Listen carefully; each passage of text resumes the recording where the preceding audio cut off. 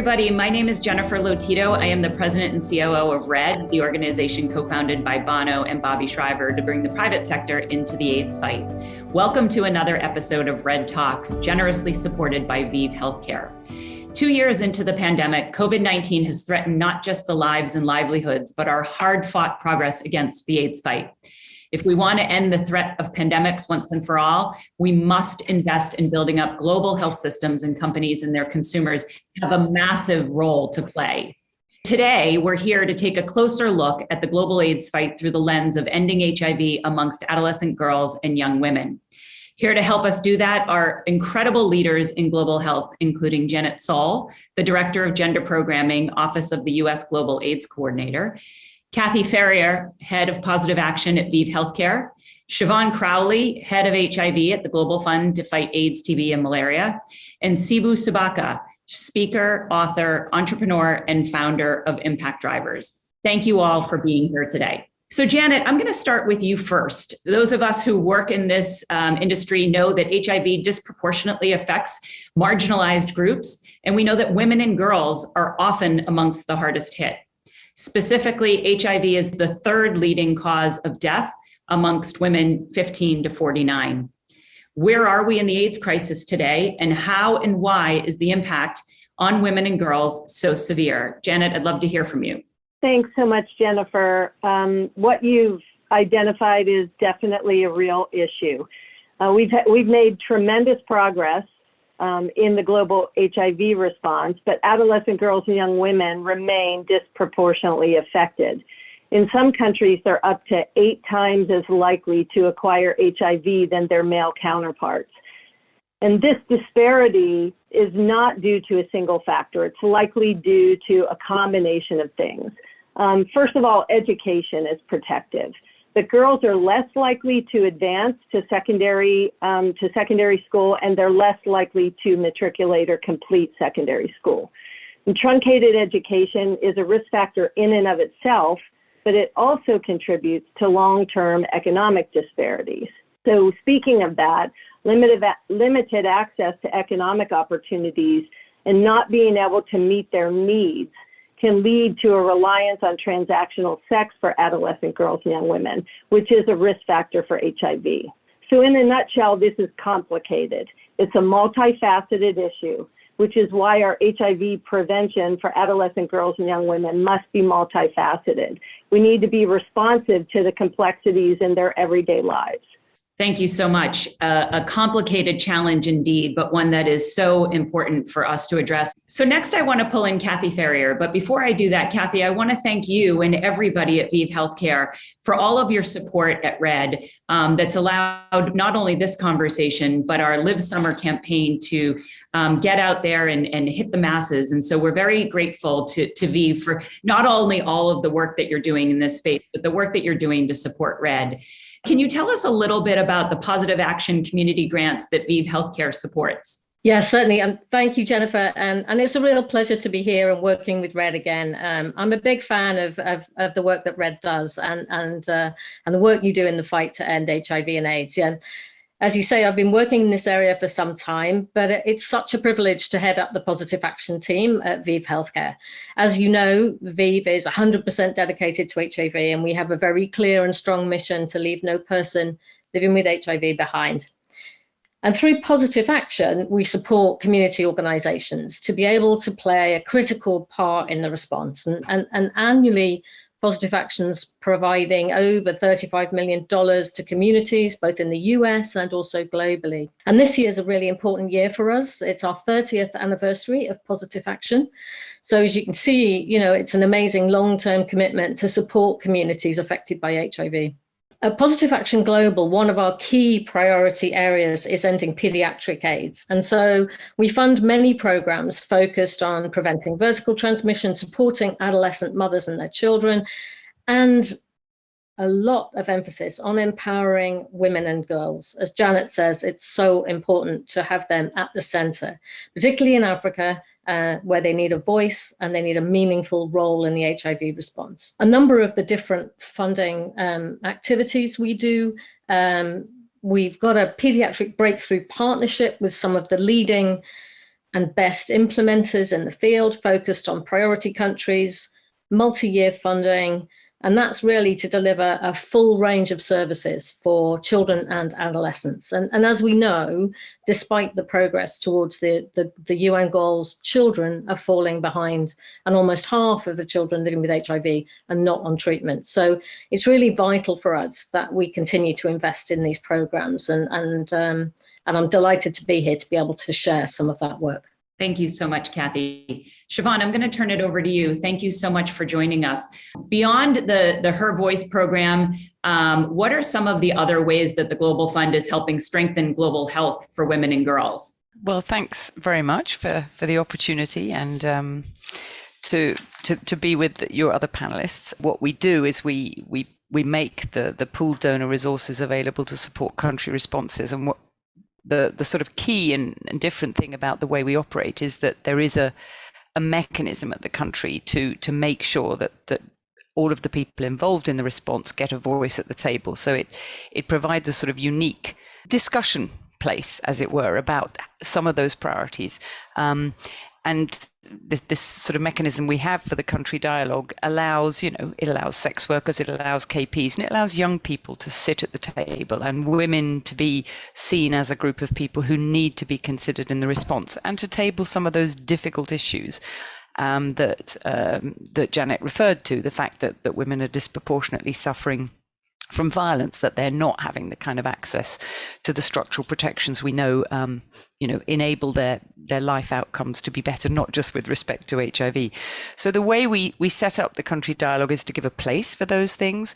We have, as you know, the Her Voice campaign, and that has in the 13 countries we designate to be most concerning around the rates of acquisition that young girls and young women are experiencing. We have additional funds made available. We have the small grants opportunities that the Her Voice Fund creates this time round. We have what we call matching funds. So a country sort of receives an allocation of a certain amount of money based upon their income status, the epidemiology, and there's some minor adjustments for specific groups being concerned. But then what we do is we try and incentivize greater investment in those particular areas through what we call matching funds. So we've done that now a couple of cycles, and we've seen an uplift in the amount of investment and programming support being offered. And directed and targeted at young girls in particular. And also the way we express the sort of tools to the countries, we try and signal and signpost and make it kind of intuitive and easy to make those good choices, because we don't tell countries what to do. We support the dialogue and try and make sure the right people are at the table, paying attention to the right data and saying this is the right response. So we can have some of those difficult conversations. And I think we feel we probably haven't had some of those more uncomfortable conversations as much as we could. And the other thing to note is we are in such an exciting sort of place at the moment because we suddenly have a range of prevention tools that girls can use without permission, which I just think is phenomenal, absolutely phenomenal. I mean, the ring may not be perfect, but frankly, I can do it. I don't have to ask anyone. I don't have to, show anyone. I can do it on my own. I can pop it in, pop it out, as it were. So that's kind of exciting. We've got long-acting CAB that will hopefully be able to be sort of fitted around your contraception needs. So I think, we're in a really exciting space, and COVID allowed us to get away with some of these huge sort of shifts and adaptations that we've been asking for ages, and suddenly they had to happen. So I think if we seize that momentum, we arm ourselves with these new prevention tools and do more of what we've been doing, I honestly think this is the time when we're going to see a real step up. It's really fascinating. And I think one of the things that I am always so proud of with the Global Fund is that it is a country-led approach. And so whatever is needed in that country is customized in all of the programs, because obviously Kenya is different than South Africa and different than Zambia and every other country out there. And I think that's always what I like to hold up as the example of the innovation of how the Global Fund works. But speaking of the work on the ground and speaking of South Africa, Sibu, it's such a pleasure to have you. I'd love to turn to you at this point. I know HIV is obviously something very personal to you, and I'm wondering if you could share your story about why the empowerment of young girls is so important to you. Thank you so much, Jennifer, and good day to everybody. Yes, HIV is really personal to me. Excuse me, I was barely a teenager when I lost my mom and my dad to AIDS. I mean, it was at a terrible time in South Africa where, you know, almost every day we were burying somebody that we knew and that we loved. I mean, just to give it context, my grandmother, my maternal grandmother, first, you know, buried my mom, then my two uncles that come right after my mom, all within a space of 6 months. And so like many children, like my brother and I at the time, who were then left alone after being orphaned by AIDS, we moved in with our grandmother, which obviously also economically just really tightened the situation incredibly. And so life was tough. I mean, it was tough for my grandmother, for my brother and I and the rest of our cousins, and we all didn't have parents. They just died from something we didn't know. The community stigmatized us. We often played by ourselves because, you know, people thought that we too had HIV, and, you know, at the time, messaging around HIV was not great. And the pictures we saw of HIV were not pretty healthy pictures. And we kind of knew that if you contracted that thing, which we never really called by name, but if you contracted that thing, you know, you were going to die. And it is just so wonderful to sit here now, years later, and not only imagine a future that's different, it is different. When girls and young women and people in general contract HIV, it no longer is a death sentence. It no longer means parents are leaving their children behind and that children are going to have to live lives without their parents.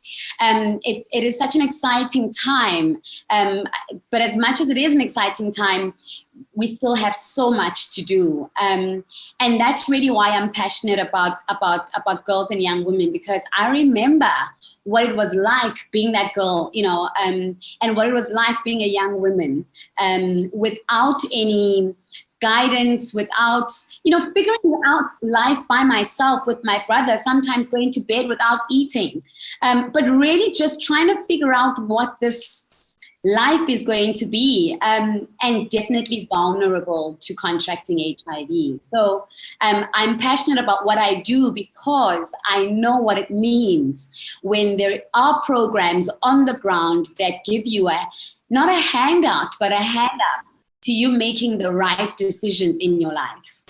Yeah, I mean, such an important story to be shared. And I think, you know, at Red, we talk a lot about numbers. And I think when it comes to this issue, you can throw out a lot of large numbers when you think about the scale of the programs and the impact and everything. But I think what's so important is to remember the human toll that it takes. And the fact that you are so focused on that, I think, is so important. And I'm really happy that we're able to highlight that here today. So I was wondering if you could talk a little bit about the work that you're doing through Impact Drivers, and if there's anything that our viewers here today can do to support it. So I have to say, Jennifer, that I have the leaders of both Global Fund and ViiV Healthcare on this call. I just really have to say thank you. You know, really, every time I think about it, it really makes me emotional because they put money, resources, support into youth-led, women-led organizations like Impact Drivers. And we do the work on the ground to ensure that adolescent girls and young women either remain HIV negative or they have access to antiretroviral treatment and have access to information and empowerment that helps them navigate their daily lives. And we recognize that support. We wouldn't be able to do that work if it weren't for example, Her Voice Fund, where Impact Drivers is the country lead in South Africa, supporting 7 other grantees in the country, doing incredible work, working with girls and young women in all their diversity, including girls and young women living with disabilities. And so it's really, I often say, when you get a moment and you are, really losing your mind about how stressful things can get, I really want you all to just remember that we are not just numbers, and there are girls on the ground who are really benefiting from the creativity and the organization and the progress that you all pull together to make sure that our work continues. It's amazing. I think, it's really the full circle moment, right? We've got to make sure that we're preventing disease. And if we don't, and then we have to get the treatment, but then we've got to empower them with opportunities to thrive. And that, at the end of the day, that then economies get lifted up, communities get lifted up. And so it really is the full package. So it's so great to hear from you and hear about the work that you're doing. So thank you so much for sharing that. Janet, I'm going to turn it over to you next. Obviously the elephant in the room here is that, COVID-19 has had quite an impact on the fight and the progress that we've made against AIDS. And so I'm wondering if you can talk a little bit, you spoke a bit about dreams at the top. And can you talk a little bit more about that program and how it's countering the challenges associated with this pandemic? Absolutely. DREAMS is a public-private partnership that PEPFAR launched in 2014. DREAMS stands for Determined, Resilient, Empowered, AIDS-Free, Mentored, and Safe Adolescent Girls and Young Women. It is currently being implemented in 15 countries, primarily in Eastern and Southern Africa, but also Cote d'Ivoire in West Africa and Haiti. And with regard to COVID-19, we've all heard, the reports of increased rates of gender-based violence during the pandemic. I've already mentioned how that type of violence increases the risk of HIV, particularly for women and girls. So that's a challenge. School closures were another issue. In so many countries, schools closed, and we've talked about how that's a protective space for girls. And that space was no longer available. And it looks like a lower percentage of of girls are returning to school than boys now that schools are opening. So that remains a challenge. In addition, just with the program itself, there was a challenge, thinking through how we were going to continue delivering programming during the cyclical changes that were happening with restrictions. There were restrictions on movement, how many people could gather in places, whether they could gather at all.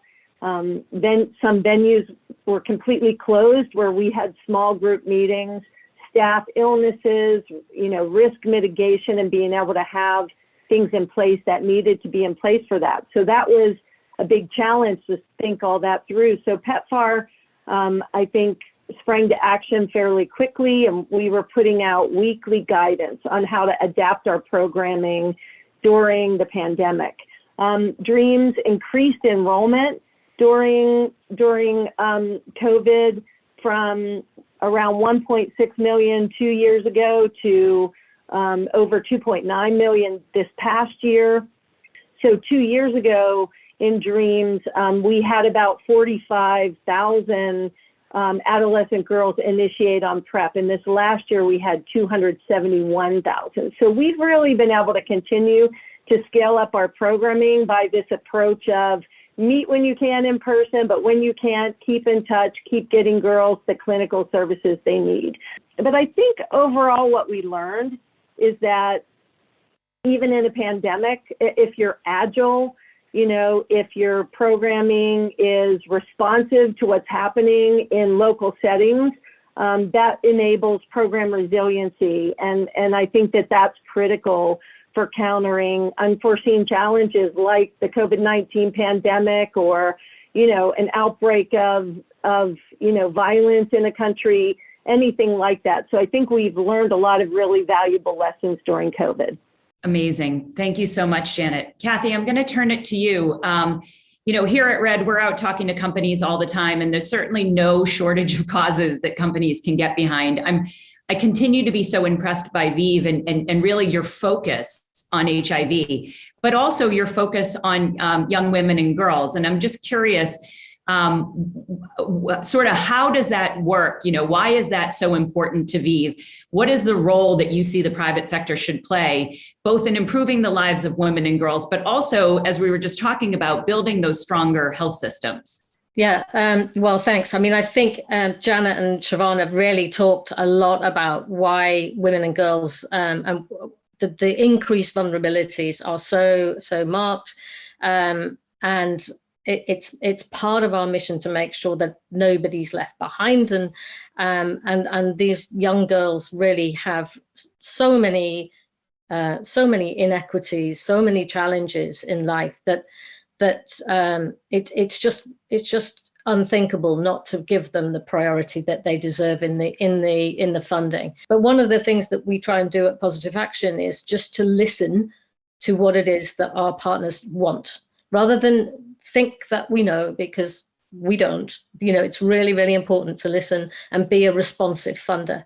And I think sometimes in the private sector, you can have that flexibility. We can be agile. We can move resources to where our partners on the ground, communities, tell us they need to be. The importance of actually working with women and girls and giving them the voice is really so central to our approach to funding, and why I get so much a kind of optimism around listening to people like Sibu, who just are amazing young women and have the ability to shape things in their countries, in their region.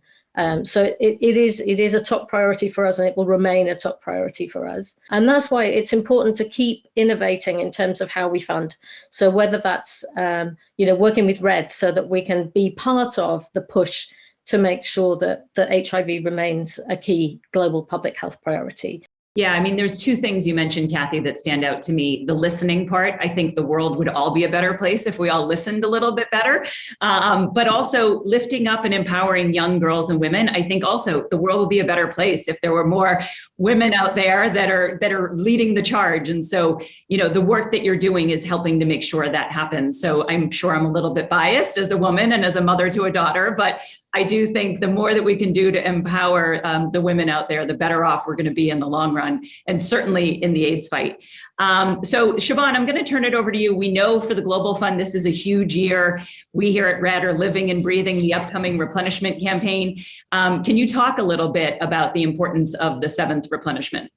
Yes, I mean, it is a very important year, as you know, something that kills young people, mainly young girls in certain places and boys in others, but things that kill young people are clearly so abnormal and cannot be allowed and intolerable in some way. So I think reminding ourselves of that, and COVID sort of, it did two things. It kind of clipped our wings when we were just sort of getting going in this particular round of replenishment. And I think to what Cathy said, most big machinery like ourselves, we're not very agile or adaptable. And we tried our best to be super adaptable and just sort of very quickly help countries have access to funds that would help them mitigate the impact of COVID, and particularly on HIV, TB, malaria programs. And we just saw such creativity, such resilience. I mean, our, treatment numbers were by and large retained. I mean, there was a bit of a drop off. Some prevention activities, took a much harder hit, and particularly for young girls, as Janet was describing. But honestly, we saw, things happen we've been begging for and dreaming for. If the fund is replenished, I mean, we rest very much on partners too. I mean, it would be silly and naive to think to yourself that if you just gave the Global Fund 18 billion, suddenly we're going to be able to do magic. We're not, because we rest upon partners. So we, and everyone is in a tight spot now. We need, UNAIDS to be there. We need WHO to be there. We need PEPFAR to be there in its strength and not get pulled off to other things, because, we've really seen those countries where PEPFAR and the Global Fund is, we've seen amazing stuff happen. When you enable those community organizations to stand up for themselves, to organize around what women want and need, that in itself, it brings you triple gazillion benefits, not just an HIV benefit. So we need We've done the calculations to sort of give us a little bit further where we want to be. We've calculated that sort of 18 billion is a, even that alone won't get us everywhere, but that we think we can really sort of turn the fight around.